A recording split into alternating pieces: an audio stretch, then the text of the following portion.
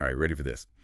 Today, we're going deep, really deep, into a story you might not know. Oh, intrigue already. I'm hooked. The life of Napoleon II. Yeah, Napoleon Bonaparte's son, nicknamed the Eaglet. His life, utter whirlwind. Crazy circumstances all around him. See, I knew we'd pick a good one. Everyone knows Napoleon, but the son, now that's fascinating, often totally overshadowed, by the giant persona of the father. Exactly. And trust me, after this deep dive, you'll see why this story is worth its own spotlight. So spill the tea. What are our sources today? Okay, so we're going off of this awesome YouTube video from Storia e Mitologia Illustrate. Title's a mouthful. Napoleone II di Francia, il re di Roma, la breve e triste vita del figlio di Napoleone. Catchy. Right. But it's packed with details like you wouldn't believe. Birth, exile, political maneuvering, the works. Honestly, it's like a historical thriller in video form. Ooh, I love those. Okay, so what's the mission? What are we hoping to uncover in this deep dive? Well, I think for me, it's understanding Napoleon II as his own person, not just an extension of his dad. The complexities, the pressures. Imagine being born to that legacy. Woof, the expectations alone. I mean, how do you even live up to that, let alone carve your own path? And that's the thing, isn't it? What would his life even be like with that hanging over him? Okay, so rewind with me. Back to the very beginning. March 20th, 1811, Napoleon II is born. Huge GE deal, right? Like before he even does anything. Oh, absolutely. And the video really points out, even his birth was political. Napoleon Bonaparte super strategically marries Marie-Louise of Austria. Gotta have an heir, solidify the dynasty, all that. Dynasty, yep. And Marie-Louise, well, she's got the pedigree. Powerful royal family, perfect on paper. Sounds like the start of a royal soap opera, Arranged marriage, drama. Oh, there was drama. The video says the French public. Not exactly thrilled. Everyone had opinions. It was wild. I bet. So who is not happy? Give me the rundown. Well, the clergy, they were still fuming over Napoleon's divorce from Josephine. Then, of course, you've got your Republicans. To them, Marie-Louise, she's Austria. The monarchy they hate. Ah, right. Makes sense. And even the monarchists themselves, hesitant, Give the Bonaparte's more legitimacy, not so fast. So basically, nobody's happy with this whole situation. Typical politics, huh? Pretty much.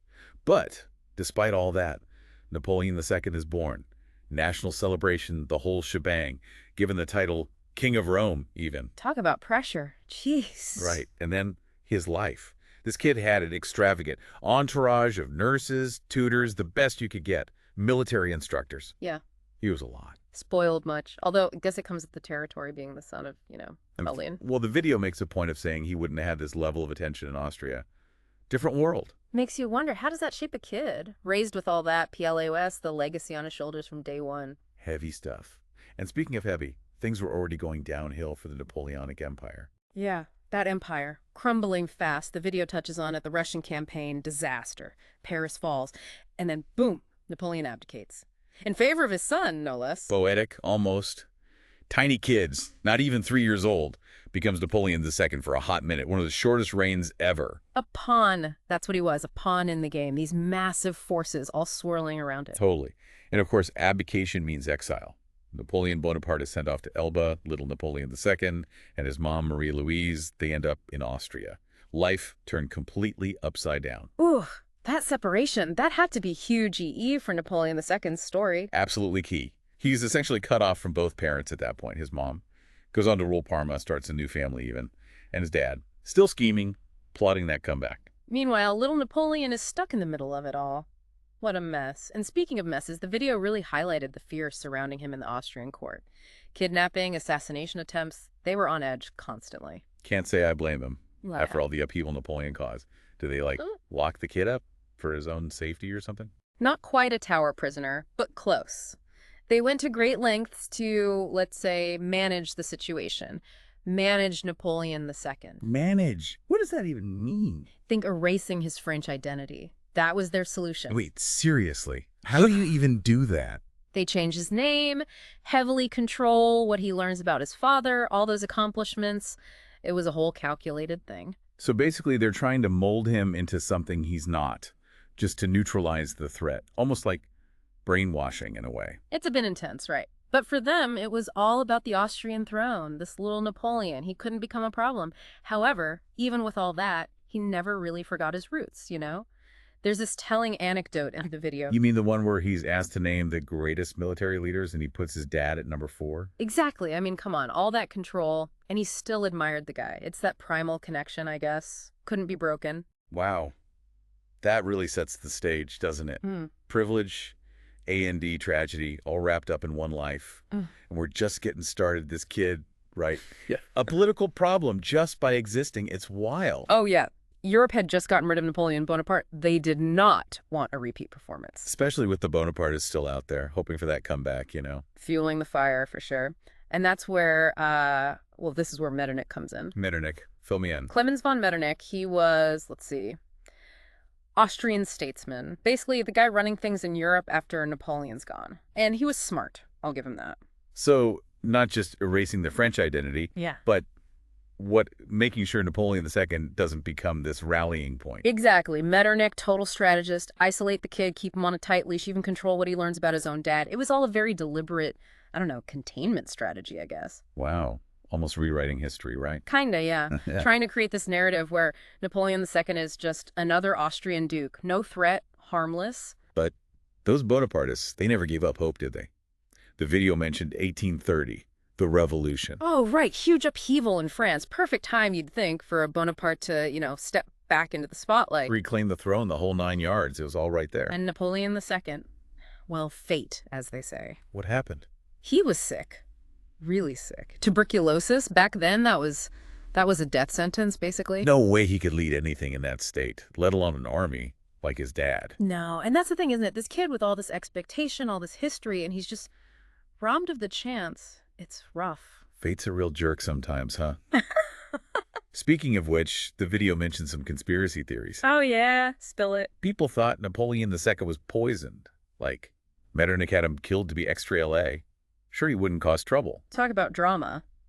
But probably not true, right? Modern science says no. Tuberculosis, sadly, was just that effective back then. It's still a what if, though. What if he'd been born at a different time in a different place? You think he'd have been like his dad? The million-dollar question, huh? Who knows? But the video makes it clear, even with all that suppression, he never really forgot who he was. A Frenchman, the son of Napoleon. He says something about living a useless and nameless life.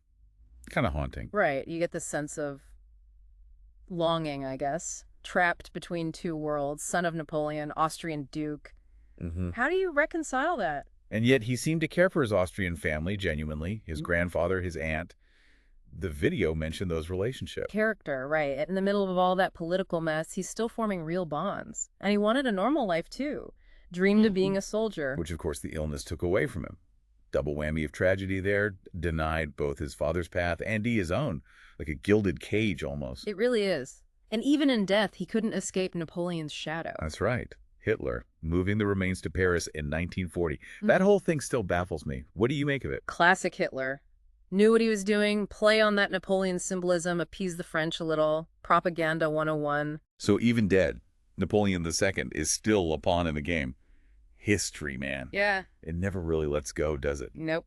And Napoleon II, he became this symbol, this almost mythical figure for the Bonapartists. Lost hope, lost potential. And that hope, it eventually comes back, right? Just not through him. His cousin, Louis Napoleon, he becomes Napoleon III. Exactly, the Second French Empire. That's correct. So even though Napoleon II's life was cut short, his legacy, well, it's a whole other story, kept going, shaped things in ways he probably never imagined. Legendary, that's the word. Like, his story, it just fueled this yearning for the good old days, the Napoleonic era, Oh, yeah.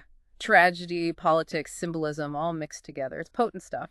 A recipe for a story that sticks with you. The eaglet, right. Always in the shadow of the imperial eagle, his dad. Powerful imagery, I'll give you that. And it gets to the core of it all, doesn't it? This whole upbringing in Austria, cut off from his French side. Did that seal his fate? Makes you wonder. Different choices, maybe? If you'd had the chance, embrace the Bonapartists, fight for the legacy. Yeah. Or forge a whole new path, totally separate. Who knows? We can't go back in time. But the situation itself, it was incredibly messy. French by blood, Austrian by upbringing.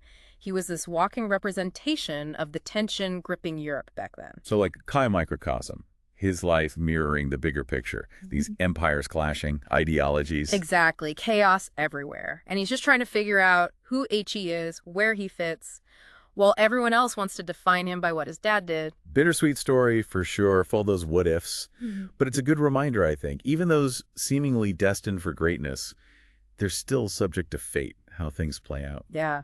And that even with huge obstacles, people still search for meaning, connection, purpose. Napoleon II maybe didn't reach the heights some imagined for him, but his story, it still grabs you, doesn't it? It makes you think about legacy, identity, and how history just keeps echoing through time. Man, what a deep dive this has been. If you're as fascinated as we are, keep exploring. There's so much out there about this era, lives touched by Napoleon's rise and fall. It's a rabbit hole for sure. And of course, there's Napoleon II himself, the eaglet. Short life, but man, what a glimpse into history it gives us. Thanks for joining us on this one, folks. It's been a wild ride.